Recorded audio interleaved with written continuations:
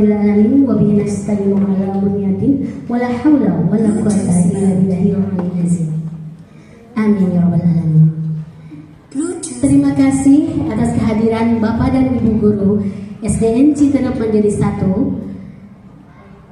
yang akan diselenggarakan hari ini, hari Jumat, tanggal 23 Agustus 2024, acara diseminasi budaya positif yang akan dibawakan oleh kita, yaitu Ibu Nelly Herlina SPD.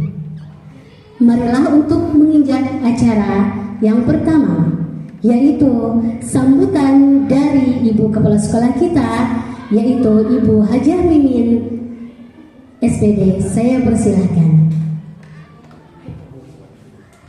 Bluetooth mode. FM. Bismillahirrahmanirrahim. Assalamualaikum warahmatullahi wabarakatuh. Allahumma sholli ala Muhammad wa ala ali Sayyidina Muhammad. Yang kami hormati Ibu dan Bapak Guru, serta yang kami hormati Ibu Nelly selaku CGP dari SD Citerep Mandiri 1 Angkatan 11. Alhamdulillah kita panjatkan puji dan syukur kehadirat Allah Subhanahu wa Ta'ala, bahwasannya di hari Jumat ini yang penuh keberkahan, cuacanya sangat cerah, kita masih diberikan kesehatan, ya, sehingga pada hari ini kita bisa berkumpul dalam keadaan sehat walafiat. Salawat serta salam senantiasa tercurah kepada junjungan kita Nabi besar Nabi Muhammad Sallallahu Alaihi Wasallam, pada keluarganya, sahabatnya, hingga kita umatnya di akhir zaman. Amin ya robbal alamin. Pertama-tama, Ibu sebagai kepala sekolah mengucapkan terima kasih kepada Ibu dan Bapak Guru yang sudah siap akan menerima diseminasi tentang budaya positif. Terima kasih banyak. Semoga nanti yang dijelaskan oleh Ibu Nelly ini membawa angin segar kepada kita semua. Apa sih budaya positif itu? Dan Ibu harapkan hasilnya itu bisa diterapkan di anak didik Ibu semuanya. Jadi setelah Ibu Nelly menjelaskan, apa yang penting-pentingnya dicatat, terus diterapkan, ya, berbagi. Jangan sampai hanya didengar, dilihat, didengar, sudah saja. Tapi itu harus diterapkan di anak didik kita, khususnya di SD Citerep Mandiri 1, ya. Mudah-mudahan budaya positif ini menjadi materi yang benar-benar selanjutnya akan diterapkan, ya.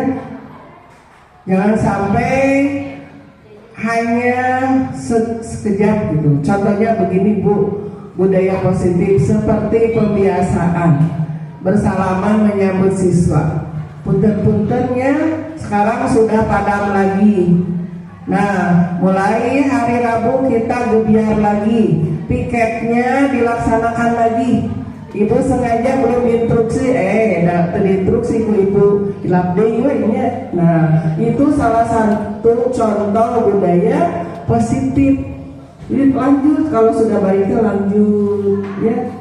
Insya Allah nanti Ibu Nelly ini sebagai guru penggerak di Citerep Mandiri 1 itu sudah ada 5 orang. Regrut Ibu, ya. Di yang lain mah ada yang belum 1 pun. Di sini mah ada 5. Boleh berkolaborasi dari Bumia ini, dari Ibu Nyimas ini, dari Pak Asep, Pak Roni, itu banyak ide lah. Jadi ide-idenya itu dikemukakan, ya, supaya sekolah ini maju. Alhamdulillah tahun ini ada Ibu Nelly kepanggil juga, mungkin tahun depan ada yang lainnya, ya.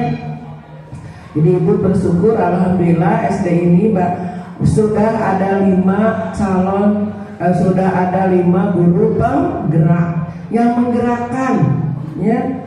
Ada inovasi baru, budaya positif yang baru apa? Terapkan, ya. Siap ibu-ibu? Siap? Baju mahal lalisnya. Terus alamat tacan harus siap, ya, siap dan sehat, yaitu ibu guru seharusnya seperti itu. Mungkin dari ibu tidak banyak yang disampaikan, nanti yang lebih jelasnya oleh Ibu Nelly. Terima kasih. Assalamualaikum warahmatullahi wabarakatuh.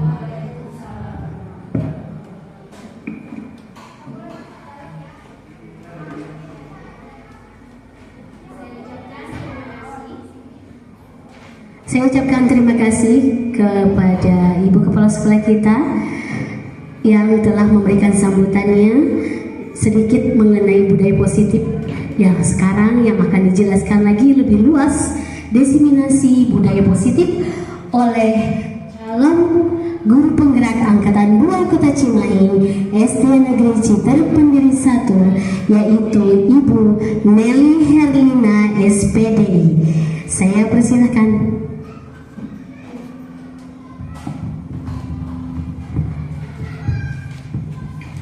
Baiklah, terima kasih kepada MC atas waktunya.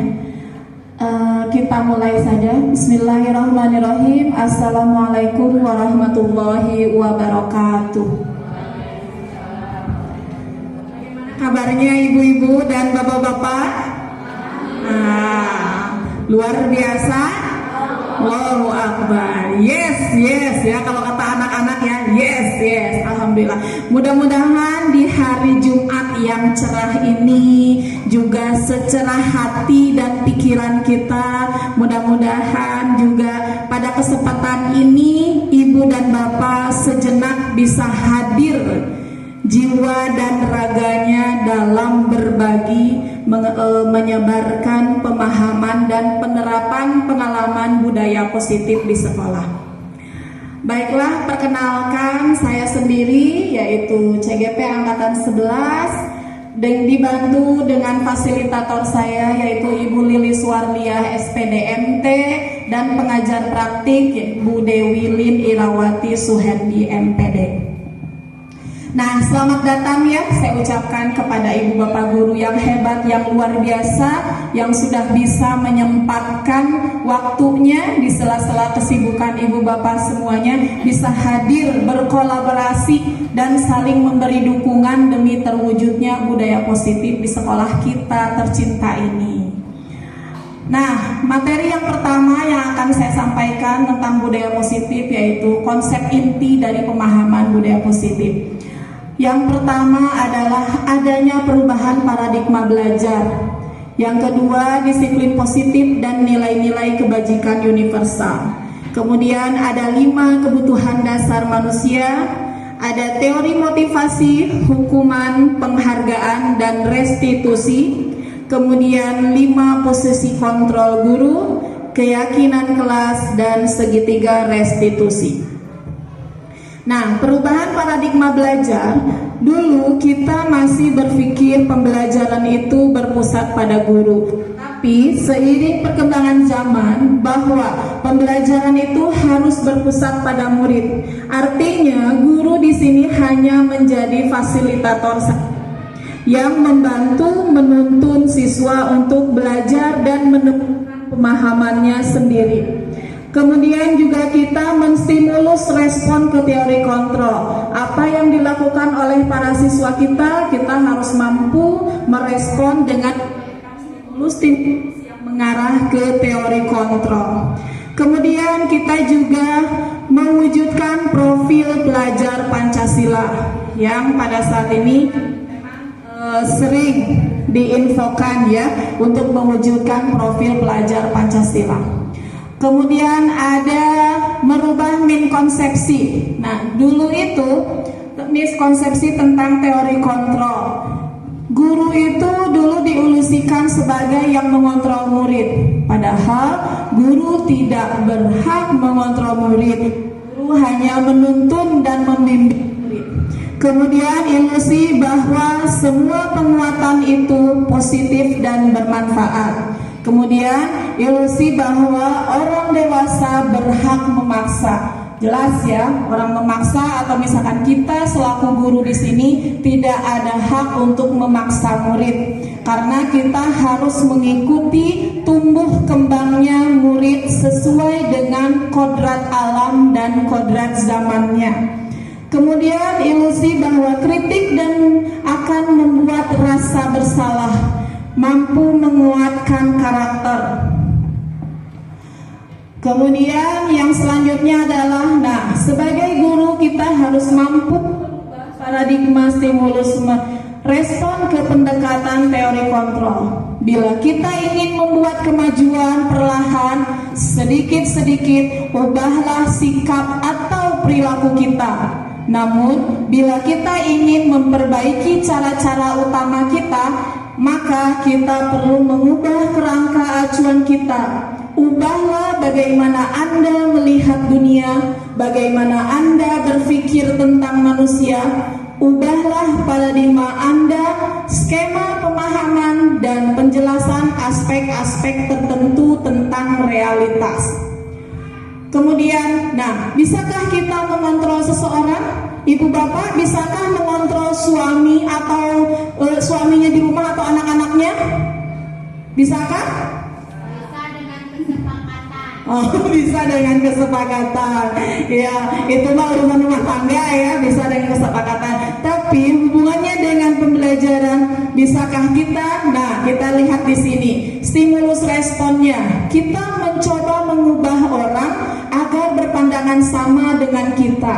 Kita ubah stimulus ini menjadi ke teori kontrol, bahwa kita tidak bisa mengubah seseorang, tapi kita bisa berusaha memahami pandangan orang lain tentang dunia. Kemudian perilaku buruk dilihat sebagai satu kesalahan. Ini stimulus responnya. Teori kontrolnya, semua perilaku itu memiliki tujuan. Jadi kita belum bisa menyalahkan seseorang jika dia melakukan sesuatu, itu udah pasti adalah karena dia salah. Belum. Jadi kita tidak langsung boleh menjudge seseorang. Karena apa? Karena setiap tingkah yang dia lakukan pasti ada latar belakang dan tujuannya. Kemudian orang lain bisa mengontrol saya? Tentu tidak. Yang bisa mengontrol diri saya adalah saya sendiri. Hanya Anda yang dapat mengontrol diri Anda. Saya bisa mengontrol orang lain? Jelas tentu tidak. Anda tidak akan bisa mengontrol orang lain. Kemudian pemaksaan ada pada saat bujukan gagal. Kolaborasi dan konsensus menciptakan pilihan baru. Yang terakhir, model berpikir menang atau kalah. Model berpikir sama dengan ke teori kontrol adalah menang-menang. Kita lanjut ke materi berikutnya, yaitu tentang disiplin positif dan nilai-nilai kebajikan universal. Apa itu disiplin positif? Disiplin adalah mempelajari bagaimana cara kita mengontrol diri dan bagaimana menguasai diri untuk memilih tindakan yang mengacu pada nilai-nilai yang kita hargai agar tercapai tujuan yang mulia yang kita inginkan. Seseorang akan memiliki disiplin diri, berarti mereka bisa bertanggung jawab terhadap apa yang dilakukannya karena mereka mendasarkan tindakan mereka pada nilai-nilai kebajikan universal. Pendekatan yang kita lakukan yaitu pendekatan disiplin positif bukan mengenai anak atau peserta didik secara langsung, melainkan bagaimana cara orang dewasa memberikan dampak dan pengaruh positif kepada anak atau peserta didik. Pendekatan disiplin positif ini menitik beratkan kepada pendekatan yang positif tanpa kekerasan, dengan cara memotivasi, merefleksi kesalahan, menghargai, membangun logika, dan bersifat jangka panjang. Nah, apa saja nilai-nilai kebajikan universal itu? Yang pertama, nilai-nilai kebajikan universal itu adalah sifat-sifat positif manusia yang merupakan tujuan mulia yang ingin dicapai setiap individu. Seperti yang telah dikemukakan oleh Dr. William Glasser pada teori kontrolnya tahun 1984 mengatakan bahwa setiap perbuatan memiliki suatu tujuan. Dan selanjutnya Diana Gosen tahun 1998 mengumumkan bahwa dengan mengaitkan nilai-nilai kebajikan yang diyakini seseorang, maka motivasi intrinsiknya akan terbangun sehingga menggerakkan motivasi dari dalam untuk dapat mencapai tujuan mulia yang diinginkan. Nah, ini adalah nilai-nilai kebajikan universal. Jadi nilai-nilai kebajikan universal itu adalah sifat-sifat manusia yang positif, yang merupakan tujuan mulia yang ingin dicapai setiap individu.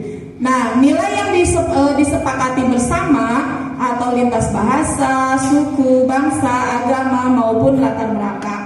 Contohnya adalah profil pelajar Pancasila, yaitu beriman, bertakwa kepada Tuhan Yang Maha Esa dan berakhlak mulia. Kemudian mandiri, bernalar kritis, berkebinekaan global, dan bergotong royong dan kreatif. Nah, seseorang atau siswa di kelas biasanya melakukan sesuatu itu didasarkan oleh dua motivasi. Yang pertama ada motivasi intrinsik dan yang kedua ada motivasi intrinsik. Motivasi intrinsik ini datangnya itu dari luar diri siswa. Misal karena takut dihukum oleh gurunya karena tidak mengerjakan PR, maka dia berdalih dan lain sebagainya. Jadi mereka melakukan itu bukan dasar dari keinginan yang muncul dari dalam dirinya sendiri, melainkan dari luar, ya. Nah, yang kedua, motivasi yang dari luar itu adalah untuk mendapatkan imbalan. Misalkan siswa mengerjakan ini karena diiming-imingi oleh gurunya, yang mengerjakan ini nanti mendapatkan coklat misalkan, atau mendapatkan permen. Nah, berarti siswa belajar di sini mereka belum terbangun dalam dirinya yang muncul sebagai dari dalam diri sendiri, tapi masih ada penyebab, yaitu yang datang dari luar sehingga anak tersebut mau melakukannya. Nah, yang lebih bagusnya, yang lebih baiknya itu adalah ketika si siswa melakukan hal baik itu muncul dari dalam dirinya sendiri, yaitu motivasi intrinsik untuk menjadi orang yang mereka inginkan, menghargai diri sendiri dengan nilai-nilai yang mereka percaya. Nah, selanjutnya adalah materi tentang kebutuhan dasar manusia. Kebutuhan dasar manusia adalah segala sesuatu yang kita lakukan untuk mendapatkan apa yang kita inginkan. Seluruh tindakan yang kita lakukan memiliki tujuan tertentu, dan semua usaha tersebut yang kita lakukan adalah dalam rangka agar kebutuhan dasar kita terpenuhi dengan baik. Ada 5 kebutuhan dasar manusia, mungkin sudah pada hafal ya semuanya. Yang pertama, bertahan hidup. Jika seseorang melakukan perbuatan untuk bertahan hidup, kalau dia muncul dalam dirinya sendiri, maka dia akan melakukan hal-hal yang positif. Tapi jika dia tidak melakukan hal-hal yang negatif, berarti itu ada alasannya tersendiri. Pertama, yaitu bertahan hidup. Manusia itu butuh kasih sayang, butuh kebebasan, butuh kesenangan, dan butuh penguasaan. Nah, kebutuhan dasar manusia seseorang tidak bisa mendapatkan kebutuhannya dengan cara yang positif. Nah, maka dia akan melanggar keyakinan atau melakukan hal-hal yang tidak sesuai dengan nilai-nilai kebajikan. Nah, contoh di sini ada contoh kasus ya. Contoh kasus kebutuhan dasar manusia. Saya bacakan. Ibu Astrid merupakan seorang guru kelas 6E di SD Harapan. sedang bingung menghadapi ulah salah satu murid di kelasnya yang bernama Dandru. Beberapa anak di kelas 6E telah datang padanya dan mengeluhkan Dandru yang sering meminta bekal. Dandru yang sering meminta bekal makanan saat istirahat pada temannya yang lain dengan cara dipaksa. Nah, anak ini memaksa meminta makanan kepada rekannya. Nah, jika Anda menghadapi situasi seperti Ibu Astrid, kira-kira sebagai seorang guru, apa yang Anda lakukan? Apakah Anda langsung menegur Dandru, atau langsung memarahinya, atau lain sebagainya? Nah, menurut Anda, kira-kira apakah Dandru melakukan hal itu tanpa tujuan? Pasti. Dandru melakukan itu pasti dengan tujuan. Nah, kemudian yang berikutnya, hukuman, konsekuensi, dan restitusi. Hukuman adalah tentang mengendalikan seorang anak, merubah pola pikir anak tentang dirinya sendiri dengan memberikan hukuman, membuat anak akan merasa bersalah, ataupun sebaliknya, anak akan merasa bahwa orang tuanya tidak sayang dengannya. Jadi terkadang anak itu sudah bisa berpikir, wah kalau dihukum ya berarti orang tua tidak sayang, katanya seperti itu. Tapi tidak ya. Nah, yang kedua ada konsekuensi. Konsekuensi itu adalah fokus pada mengajarkan anak bagaimana bertingkah laku lebih baik untuk kedepannya dengan memberikan konsekuensi pada anak. Mereka bisa membedakan mana tindakan yang baik dan mana tindakan yang salah. Yang ketiga adalah restitusi. Nah, restitusi ini adalah proses menciptakan kondisi bagi murid untuk memperbaiki kesalahan mereka, sehingga mereka bisa kembali pada kelompok mereka dengan karakter yang lebih kuat. Nah, perbedaannya, apa sih perbedaan hukuman, konsekuensi, dan restitusi? Hukuman itu lebih ke menyakiti fisik.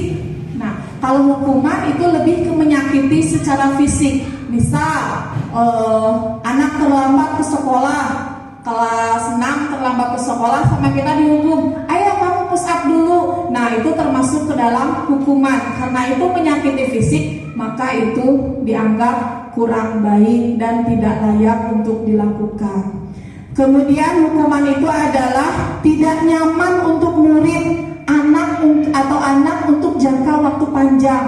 Ya, kalau kita menghukum anak kelas 1 karena terlambat datang sekolah, kita suruh misalkan berjemur di lapangan, mungkin mereka akan mengingat itu sampai nanti mereka dewasa, dan itu membuat anak merasa tidak nyaman. Dan di sini tugas kita yang sebagai pendidik bukan hanya mengajar, bukan hanya memberikan arahan, tapi kita memang harus memberikan kenyamanan siswa-siswi kita belajar bersama kita. Kalau mereka sudah merasa nyaman bersama kita, insya Allah apa yang kita tugaskan, apa yang kita sarankan kepada mereka akan mereka lakukan dengan penuh rasa tanggung jawab, dan akan muncul dalam dirinya itu motivasi intrinsik tadi. Jadi bukan motivasi lagi yang menganggap biar gak dihukum jadi datangnya gak terlambat, seperti itu. Kemudian untuk hukuman juga korban akan mendapatkan keadilan. Jadi kalau hukuman itu korban mendapatkan keadilan, tapi tidak ya, murid akan merasa tersakiti. Betul, kadang murid iya di depan kita, tapi di belakang tidak gitu. Apalagi kalau siswa-siswi yang sudah besar ya, kelas 6, kelas 5, mereka sudah lebih paham gitu kan. Kemudian hukuman itu juga perilaku pasif agresif meningkat. Jadi bisa jadi sekarang kita hukum, besok mereka akan melakukan hal yang lebih buruk lagi dari hal seperti itu. Karena apa? Karena kebutuhan dasarnya tidak dipenuhi, maka dia akan melakukan hal-hal yang di luar tadi. Kemudian sistem tidak akan berjalan bila murid tidak turut. Saya ingat dulu ya, waktu masih kecil, masih SD, guru itu sangat disegani oleh muridnya. Kadang ketika mendengar ibu guru itu datang, anak-anak itu langsung cep. Jadi takut gitu ya sama gurunya. Nah, setelah kita mempelajari di sini, ternyata sistem ini kurang tepat kita lakukan, karena kalau murid belajar dalam tekanan, mereka nanti akan belajar ya asal aja gitu, asal bebas tugasnya, asal selesai kerjaannya. Dia tidak berpikir bahwa belajar itu adalah untuk mereka bertumbuh, berkembang, menjadi lebih baik dan menjadi dirinya sendiri. Saya mau seperti apa? Nah, itu adalah hukuman. Nah, kalau konsekuensi itu biasanya kalau anak melakukan kesalahan, misal nih anak mencoret-coret meja. Nah, kita menyuruh kepada anak, nah mejanya tolong dibersihkan lagi. Nah, itu bukanlah termasuk sebuah hukuman. Itu adalah sebuah konsekuensi, karena meja tidak boleh dicoret-coret, tapi ini anak mencoret. Ketika kita meminta anak tersebut untuk membersihkan, maka itu akan termasuk kepada konsekuensi dari apa yang sudah mereka lakukan. Kemudian konsekuensi juga tidak nyaman untuk murid, anak untuk jangka waktu panjang, korban bisa diabaikan, murid tidak dibuat tidak nyaman, kemudian penguatan hanya bertahan dalam jangka waktu pendek. Ya terkadang ini sekarang kita ngomong, besok mereka udah lupa, jadi dikerjakan lagi, diulang lagi ya. Kemudian restitusi. Nah, restitusi ini adalah sebuah pilihan. Kemudian mengutamakan murid atau anak untuk dalam jangka panjang. Nah, korban mendapatkan ganti. Jadi misal begini, kalau murid melakukan sebuah kesalahan, tanpa kita menghakiminya, kita mencoba untuk membuka pandangannya, kita bertanya mengapa mereka melakukan itu, tanpa kita langsung menghukum mereka, maka murid ini akan bisa menemukan sendiri, oh sebaiknya saya harus bagaimana jika melakukan kesalahan tersebut. Kemudian juga dalam pemecahan masalah untuk restitusi ini, anak akan berpikir sendiri, dan kita sebagai pendidik mengarahkan anak untuk berpikir mencari solusi dari apa yang tadi kesalahan yang mereka lakukan. Kemudian juga murid belajar bertanggung jawab. Nah, karena dia sudah melakukan itu, akhirnya mereka mencoba, oh iya Bu, berarti kalau saya begitu saya harus bertanggung jawab. Kenapa? Karena ini tidak sesuai dengan norma-norma atau keyakinan atau kesepakatan yang sudah kita buat. Nah, kemudian selanjutnya adalah tentang di sini ada beberapa tindakan guru. Nah, di sini ada beberapa tindakan guru, yaitu yang pertama misalkan ini, guru memerintahkan membersihkan coretan yang dibuatnya di meja tulis. Nah, kira-kira menurut ibu bapak itu apakah sebuah hukuman atau konsekuensi? Kita, ibu guru meminta anak, nah tolong dibersihkan lagi meja yang tadi sudah kamu coret-coret, misalkan yang sudah kamu coret dengan tip X. Nah, kira-kira itu merupakan sebuah hukuman atau konsekuensi? Ya, betul, tepat, itu adalah sebuah konsekuensi. Karena di sana apa? Kenapa kita sebut konsekuensi? Karena di sana kita tidak menyakiti siswa, kita tidak tidak memberikan hukuman secara fisik, tapi kita meminta mereka untuk sadar bahwa mereka bisa melakukan bertanggung jawab atas apa yang telah mereka lakukan. Kemudian murid diminta untuk push up 15 kali karena tidak menggunakan masker. Nah, itu adalah hukuman, betul ya, itu sebuah hukuman. Kemudian mengganti kertas tugas teman yang telah dicoret-coret, konsekuensi, benar. Kemudian murid diminta berjemur di lapangan karena mengobrol saat belajar misalkan, hukuman, betul. Murid diminta tidak menggunakan alas kaki ya, karena tidak menggunakan sepatu berwarna hitam. Misalkan sekolah kita wajib menggunakan sepatu hitam. Ketika murid ini tidak menggunakan sepatu hitam, kita suruh anak tersebut untuk membuka sepatunya. Nah, kira-kira itu apakah sebuah hukuman atau konsekuensi? Hukuman atau konsekuensi? Hah? Bisa dua-duanya ya? Iya. Sebelumnya tidak ada keyakinan keras. Betul. Kalau sudah di keyakinan keras sudah ada bahwa Anda harus menggunakan sepatu hitam, Iya. kemudian melanggar. Iya. Iya, betul sekali. Terima kasih, tepuk tangan untuk Dunia. Iya, yang sedang membantu ya menjawab. Betul sekali. Hukuman itu tidak akan bisa dilaksanakan kalau memang dari awal tidak ada peraturan yang jelas. Jadi sudah harus diterapkan dulu. Oh, peraturannya seperti ini. Berarti anak sudah tahu kalau dia melanggar, ya berarti layahna gitunya. Nah, kemudian murid itu dikurangi jam istirahatnya karena tidak mengerjakan tugas, karena terlambat datang dan tertinggal pelajaran. Kira-kira itu apa? Betul, Ibu KS, itu adalah konsekuensinya. Jadi kita sudah menerapkan sebuah kesepakatan di kelas bahwa kita mulai belajar di pukul 7.00. Berarti murid yang terlambat, mau tidak mau, mereka harus mengikuti aturan yang sudah kita buat demi kebersamaan ya. Kemudian siswa disuruh duduk di pinggir lapangan pada jam istirahat, tidak diizinkan bermain karena mencederai teman saat bermain di lapangan. Kira-kira itu masuknya konsekuensi. Iya, betul, itu ada konsekuensi ya. Jawabannya ada di slide berikutnya ya. Betul ya Ibu dan Bapak semuanya ya.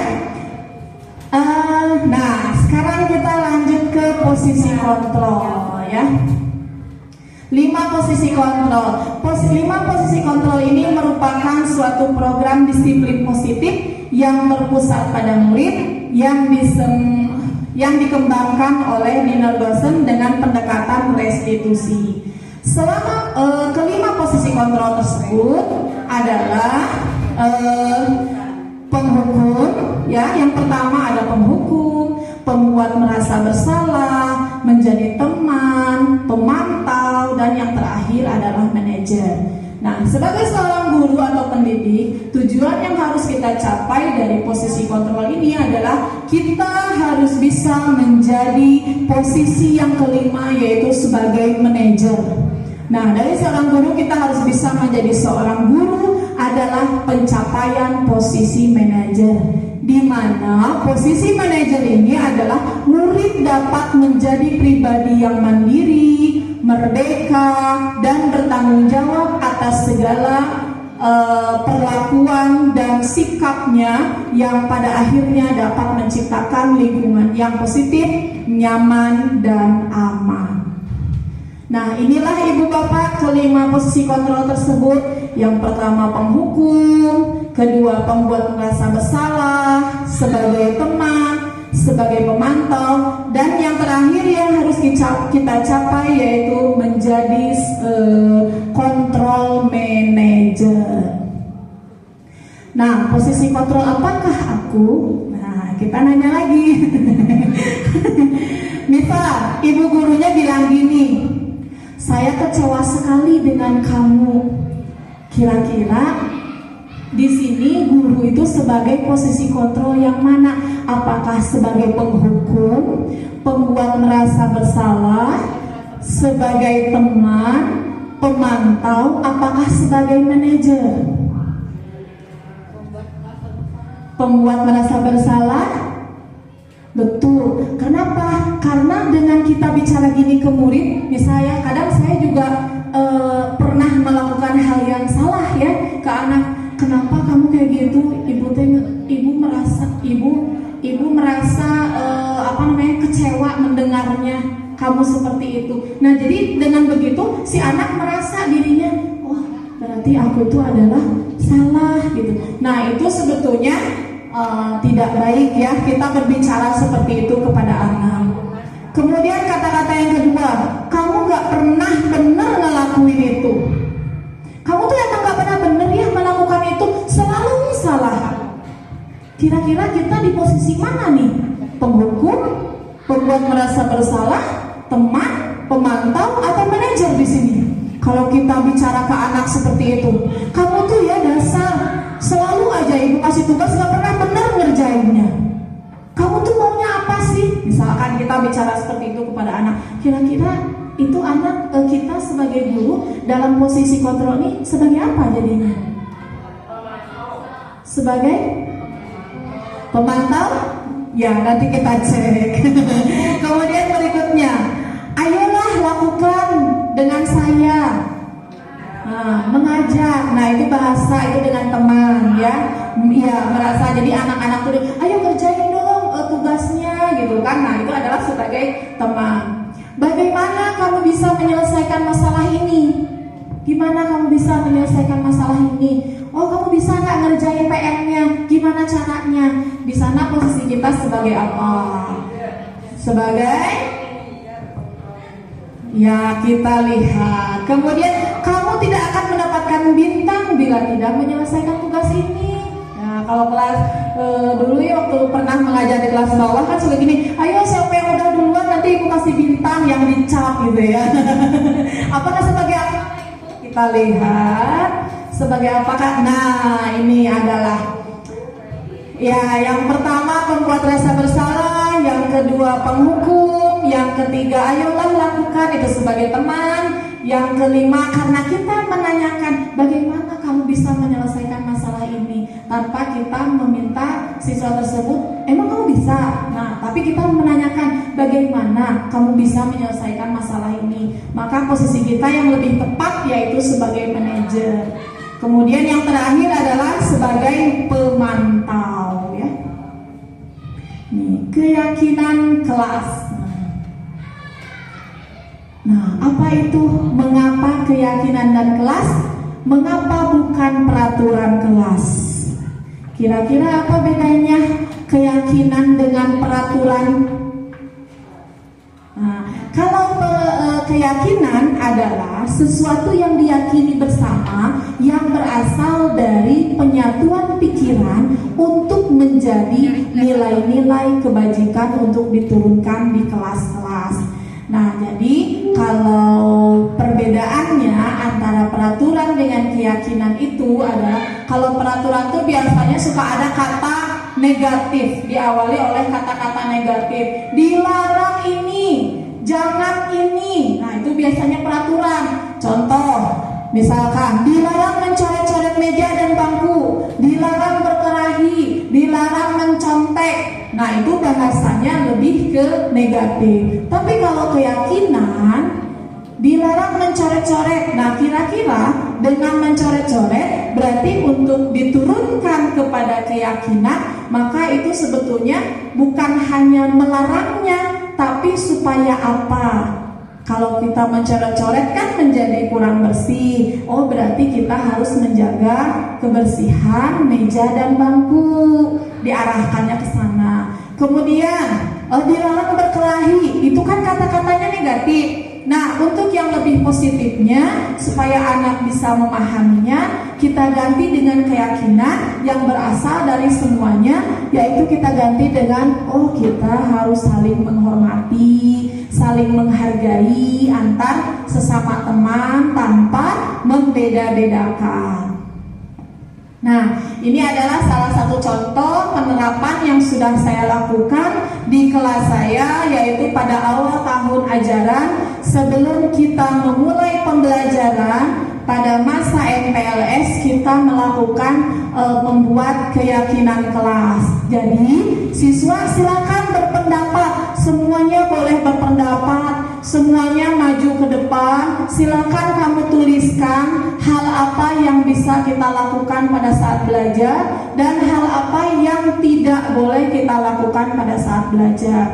Akhirnya setiap siswa satu persatu secara bergiliran mereka maju ke depan menuliskan hal-hal yang akan mereka lakukan dan proses pembelajaran selama 1 tahun ke depan. Nah, dapatlah sebuah kesepakatan, yaitu keyakinan kelas kita ya, kelas 6D terutama, mendapatkan bahwa katanya Bu, pada saat belajar itu katanya boleh minum. Oh iya. Terus kemudian pada saat belajar itu anak-anak harus menjaga suasana bising katanya, jadi jangan sampai terjadi kegaduhan. Ya, selanjutnya yaitu restitusi. Nah, apa itu restitusi? Restitusi itu adalah fokus pada solusi atau pemecahan masalah yang bisa dilakukan bukan pada masalahnya. Sebuah cara menanamkan disiplin positif pada murid. Restitusi mengajak murid untuk mengidentifikasi kembali tindakannya sehingga dia bisa menganalisis dan memikirkan langkah yang tepat dalam pemecahan masalahnya. Nah, jadi restitusi di sini adalah jika anak menghadapi sebuah permasalahan, maka permasalahan itu kita tidak boleh langsung menghukum atau memberikan konsekuensi dan lain-lainnya, tapi kita mencoba mengajak anak tersebut untuk berbicara, untuk menganalisis mengapa mereka melakukan itu, alasannya apa, dan tujuannya apa. Nah, itu adalah restitusi. Nah, kemudian ciri-cirinya restitusi itu adalah bukan untuk menebus kesalahan, namun untuk belajar dari kesalahan. Belajar dari apa yang kemarin saya lakukan, jika itu salah, berarti saya harus bagaimana. Kemudian restitusi itu adalah memperbaiki hubungan. Nah, karena dia misalkan kemarin berantem nih sama temennya, setelah ada selesai, penyelesaiannya ada, akhirnya hubungan mereka menjadi baik kembali berdasarkan pemahaman mereka tentang restitusi tadi. Kemudian restitusi ini adalah tawaran, bukan paksaan. Jadi ketika anak melakukan suatu kesalahan, kita menawarkan kepada mereka, kalau misalkan kamu melakukan hal seperti ini, apa dampak baiknya bagi kamu? Apa dampak buruknya bagi kamu? Nah, ketika anak memahami apa yang dia lakukan itu adalah salah, maka kita mengajak mereka untuk berpikir, jika itu adalah salah, bagaimana cara kamu memperbaikinya? Apa yang bisa kamu lakukan untuk memperbaikinya? Nah, kemudian restitusi ini adalah untuk menuntut melihat ke dalam diri. Jadi siswa sejenak berpikir, siswa sejenak merenung akan kesalahan yang telah dia lakukan. Tanpa kita menghukumnya, mereka akan berpikir, oh iya, nanti kita harus begini supaya tidak lagi melakukan kesalahan yang sama. Kemudian restitusi mencari kebutuhan dasar. Nah, berarti siswa tersebut hubungannya dengan kebutuhan dasar manusia, mereka melakukan itu pasti ada tujuannya. Contoh, ada siswa saya waktu itu di kelas 6D, mereka sering suka mukul kepala di telinga bagian temennya. Kenapa dipukul? Setelah ditanya, anaknya iseng. Nah, berarti dia itu mempunyai ingin memenuhi 5 kebutuhan dasarnya, yaitu adalah kesenangan. Dia itu hanya pengen main-main gitu kan. Nah, tapi kan tidak semua anak bisa diperlakukan seperti itu. Nah, ini adalah tahapan-tahapan segitiga restitusi. Yang pertama itu kita menstabilkan identitas.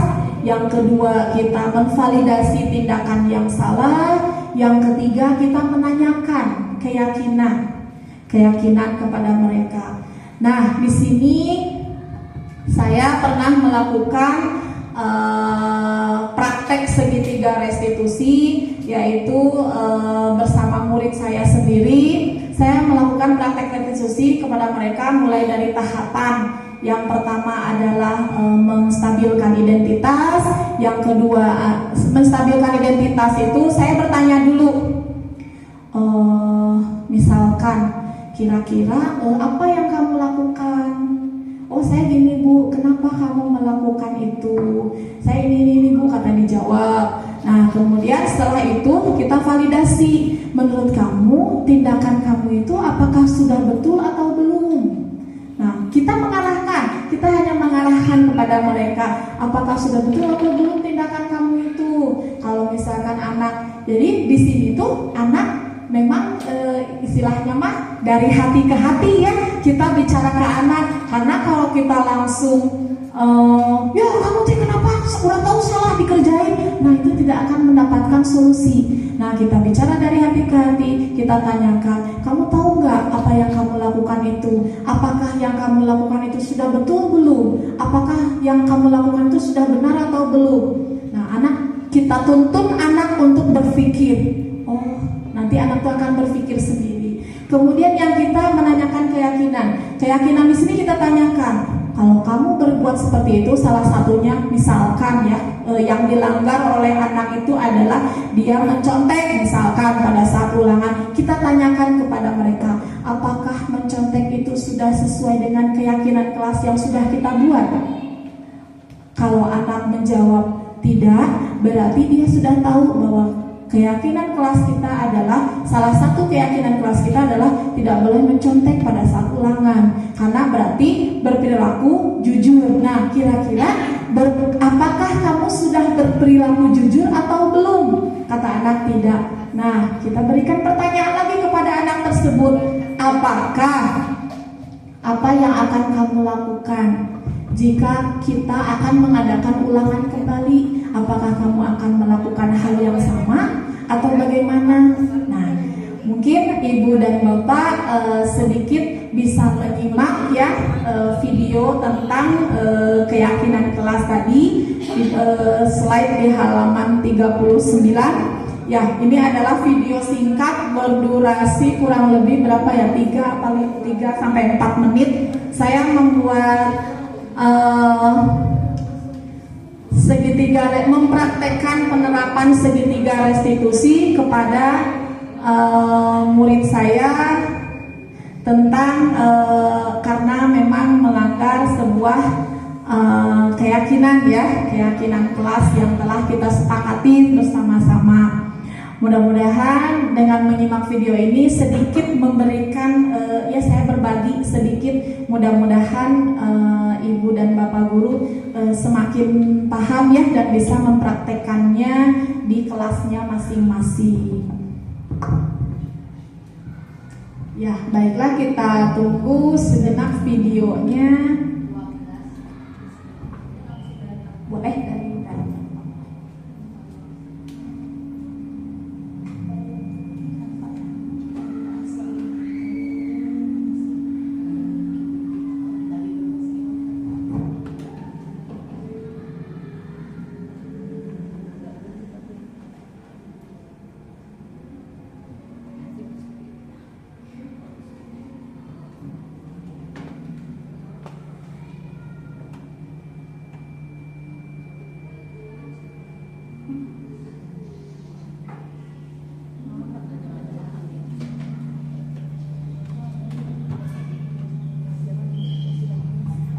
video restitusi.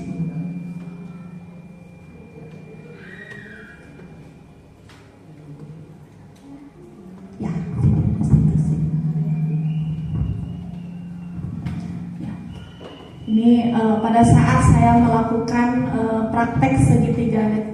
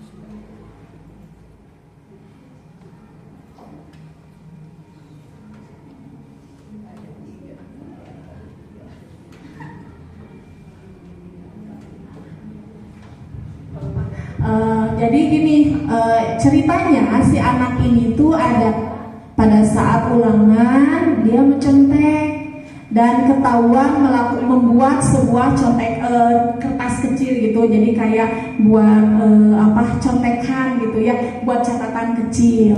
Nah pada saat biasanya ya kalau yang saya pribadi dulu gini, pas tahu anak lihat contekan, nah neta langsung apa itu yang kamu buat, kita lihat. Nah sekarang mah paradigmanya dirubah ya, pandangan kita dirubah ketika melihat hal itu.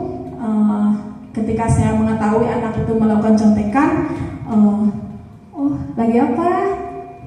Enggak bu, katanya teh, oh apa itu? Kertas.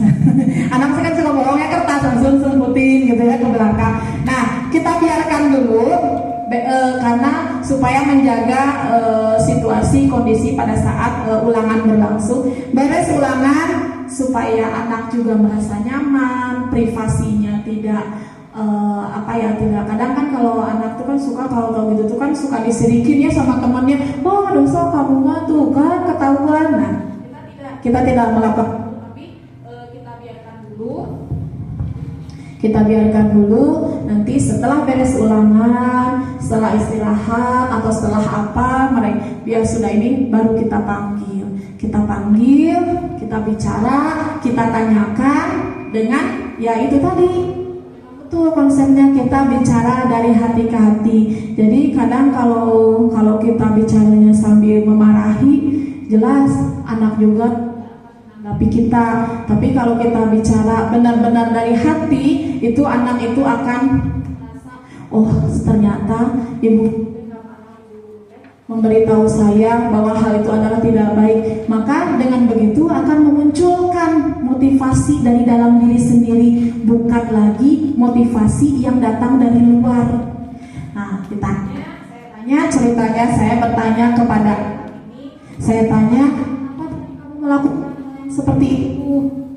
Dia bilang, oh, ya bu, saya pengen nilai ulangan saya itu 100. Nah, terus saya tanya, menurut kamu kalau kamu melakukan hal itu, apakah itu sudah baik? Oh enggak bu, karena kan kalau mencontek itu adalah hal yang tidak baik, hal yang tidak bisa tidak boleh dilakukan. Nah, setelah anak tahu, jadi kita hanya kita arahkan anak tersebut untuk supaya dia itu menyadari sendiri kesalahan yang telah dia lakukan. Nah kemudian kita tanya lagi, kita kan punya keyakinan kelas nih yang sudah kita buat bersama-sama pada awal tahun pelajaran. Nah menurut kamu dengan mencontek itu apa yang telah kamu lakukan terhadap keyakinan kelas? Anak itu kita arahkan dan mereka akan muncul dari diri anak itu sendiri.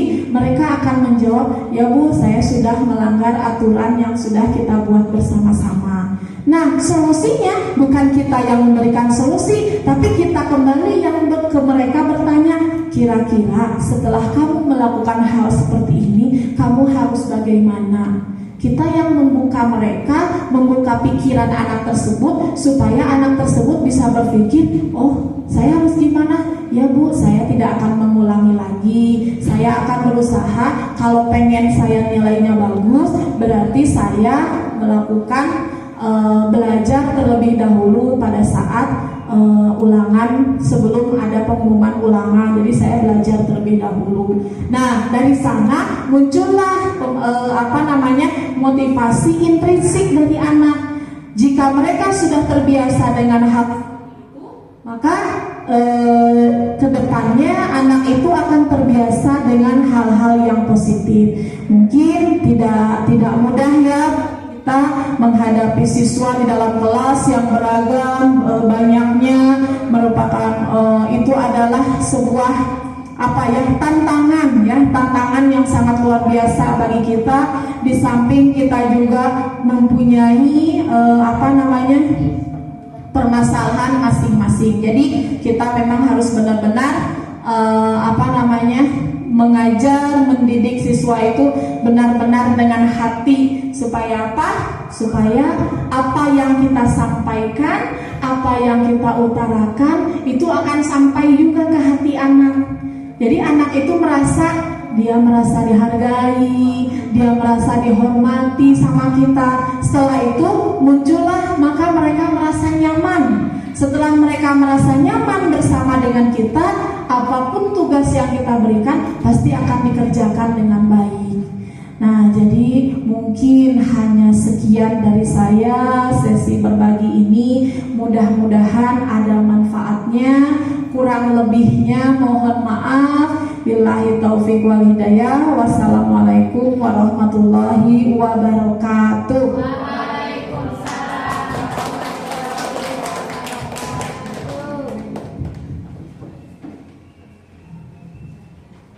Alhamdulillah, terima kasih Ibu Neri atas paparannya mengenai diseminasi budaya positif yang begitu rinci dan jelas untuk kita semua. Mudah-mudahan apa yang telah dijelaskan Ibu Neri dapat kita terapkan di kelas kita semua masing-masing ya. Acara berikutnya yaitu tanya jawab, sesi tanya jawab. Maka dipersilahkan untuk semuanya, ada yang mau bertanya mengenai pemaparan yang telah dijelaskan oleh Ibu Neri atau mau menambahkan, mangga dipersilahkan. Oh iya, Ibu KS mangga.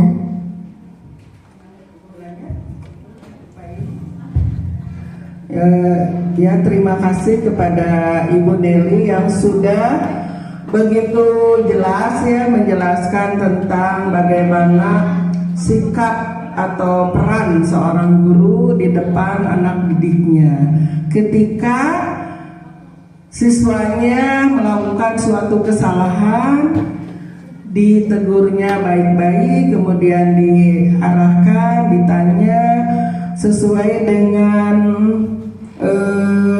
materinya, yaitu misalnya masuknya ke hukuman, konsekuensi, atau restitusi.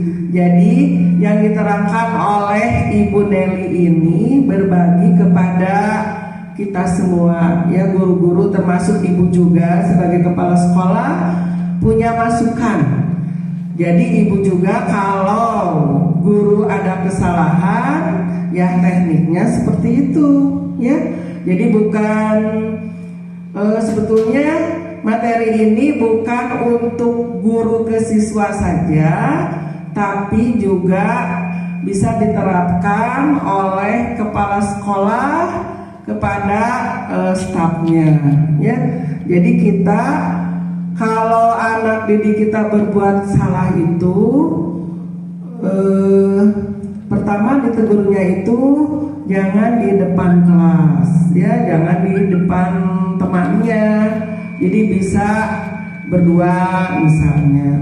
Contohnya misalnya pengalaman Ibu dulunya ada seorang siswa yang waktu kelas 5 itu dia itu kata wali kelasnya paling seminggu itu masuknya 2 kali atau 3 kali.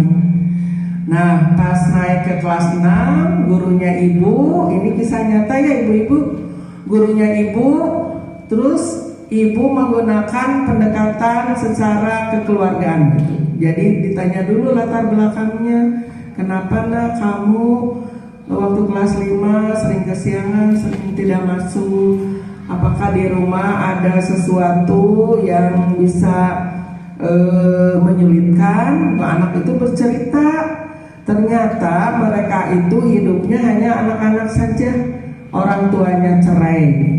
Anak itu merindingnya, orang tuanya pisah. Jadi anaknya itu ada 3 orang bersaudara perempuan, SMA, SMP dan SD. Ibunya mengontrakkan rumah, ibunya kerja, ayahnya jauh, udah pisah. Jadi anak itu hanya bertiga di kontrakan.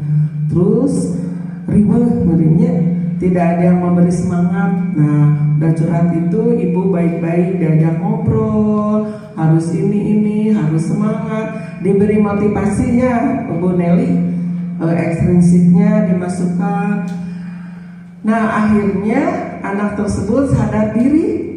Nah setelah kelas 6 bahkan datang ke sekolah itu tepat waktu itu ada nanti les pagi teh pemantapan, malah dia pertama datang beca bawa bekal sendiri, ditanya siapa yang buat nasi goreng, saya bu, ya.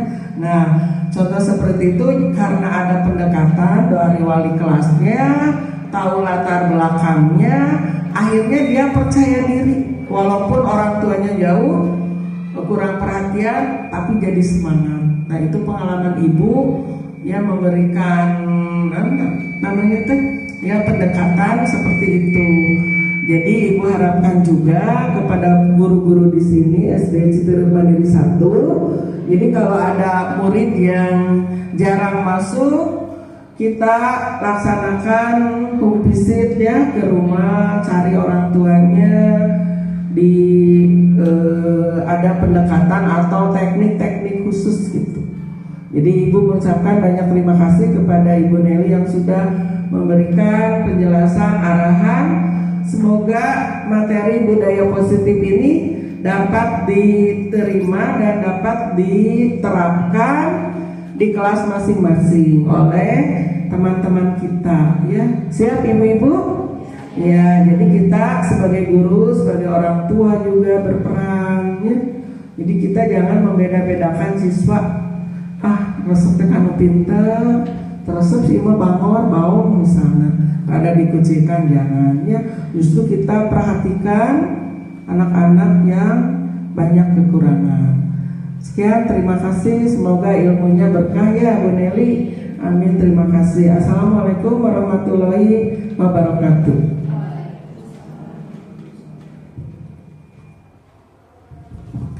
Terima kasih ya Ibu atas motivasi tambahannya untuk kita semua. Selanjutnya, monggo ada yang mau menambahkan atau bertanya? Bu, ya Bu Mia, monggo. Ya. Sebelumnya saya ucapkan terima kasih.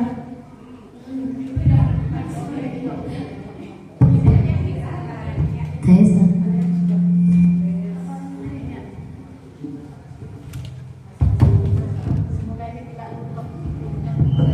Iya, sebelumnya terima kasih untuk Ibu Nelly CGP Angkatan 11. Penjelasannya sangat luar biasa.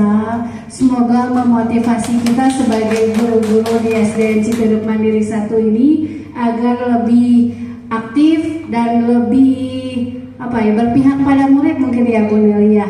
Iya, untuk sesi pertanyaannya mungkin bukan pertanyaan, mungkin menambahkan mungkin ya untuk 5 posisi kontrol itu ya, mungkin yang keempat posisi yang teratas itu motivasinya itu ekstrinsik ya Bu Nel ya. Nah untuk yang terakhir yang sebagai manajer baru itu motivasinya intrinsik ya. Nah untuk itu ada nggak kiat-kiat khusus untuk menggali motivasi ekstrinsik dan intrinsik itu sendiri agar anak-anak kita, murid-murid kita, bahkan kami para rekan sejawat Ibu ya bisa memilikinya gitu. Ada nggak kiat-kiat khususnya mungkin ya? Terima kasih Bu. Terima kasih Ibu Mia Rosmiati, CGP Angkatan 10 ya. Angkatan 9 ya, CGP Angkatan 9 senior saya ya. Betul, menindaklanjuti ya mungkin pertanyaan dari Ibu Mia, ada nggak sih trik-triknya gitu ya. Sebetulnya trik-triknya tadi salah satunya sudah dijelaskan juga ya, sudah disinggung juga oleh Ibu KS, yaitu pertama supaya kita bisa menjadi posisi yang teratas, yaitu posisi manajer ini, kita harus bisa memunculkan motivasi intrinsik anak. Bagaimana caranya? Nah itu tadi, jika anak melakukan suatu kesalahan, maka kita jangan langsung menjudge atau menghukum mereka. Kita harus cari tahu dulu, kata Bu KS, latar belakangnya apa. Karena tadi bersinggungan dengan 5 kebutuhan dasar tadi. Seseorang melakukan sesuatu itu pasti ada alasan dan tujuannya. Ya, tujuannya misalkan dia melakukan suatu kesalahan, kita telusuri latar belakangnya apa, kemudian kita bertanya, kita berbicara empat mata, apa sih tujuan kamu melakukan itu? Dengan berbicara dari hati ke hati, salah satunya anak akan berbicara jujur. Karena kalau seputaran anak SD, meskipun dia kelas 6, itu masih bisa kita bawa bicara jujur. Asal kita tarik dulu dia. Kita bisa menarik dia, kita tarik dulu dia, kemudian mereka udah senang dengan cara kita dan gaya kita, maka mereka akan bicara jujur. Dan ini ya pernah saya praktekkan juga dengan siswa kelas 6 sekarang. Dia ya namanya anak kelas 6 ya, sudah mulai ada puber gitu ya, mulai suka pada lawan jenis. Saya tanggapi hal-hal yang seperti itu karena mereka merasa nyaman, akhirnya mereka mau berbicara. Oh ya Bu ya, nanti ini. Nah, jadi dengan begitu, dengan mengetahui latar belakangnya, kemudian kita berbicara empat mata kepada mereka, tujuan mereka melakukan itu, dan yang tak kalah penting, kita harus melakukan pendekatan kepada siswa. Kita tidak boleh membeda-bedakan siswa. Misal, iya mah indungna sok merek wae, urang kudu bage, nggak bisa. Tapi semua siswa itu harus mendapatkan hak yang sama.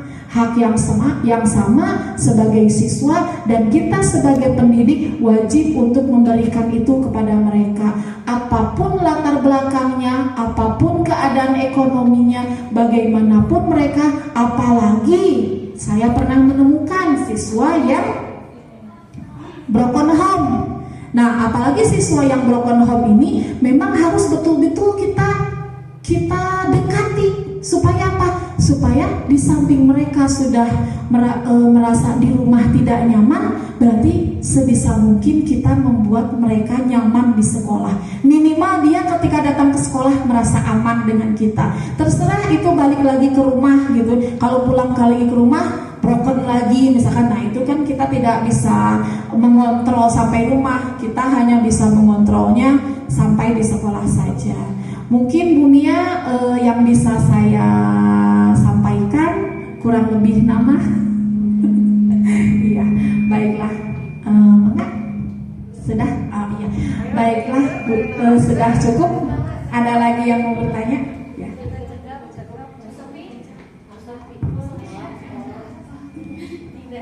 Sudah cukup? Cukup? Semuanya cukup? Iya. Terima kasih. Cukup katanya ya, sudah semuanya. Alhamdulillahirrahmanirrahim. Acara diseminasi budaya positif yang telah dibahas oleh Bu Nelly hari ini telah selesai. Terima kasih atas kehadiran Ibu Bapak. Semoga apa yang kita terima hari ini dapat bermanfaat bagi kita semua, khususnya untuk kita agar dapat menciptakan suasana kelas yang positif, menerapkan budaya positif untuk kita semua, anak-anak kita, untuk mencapai masa depan yang gemilang. Mohon maaf atas kesalahan dan kekurangan. Terima kasih. Wassalamualaikum warahmatullahi wabarakatuh.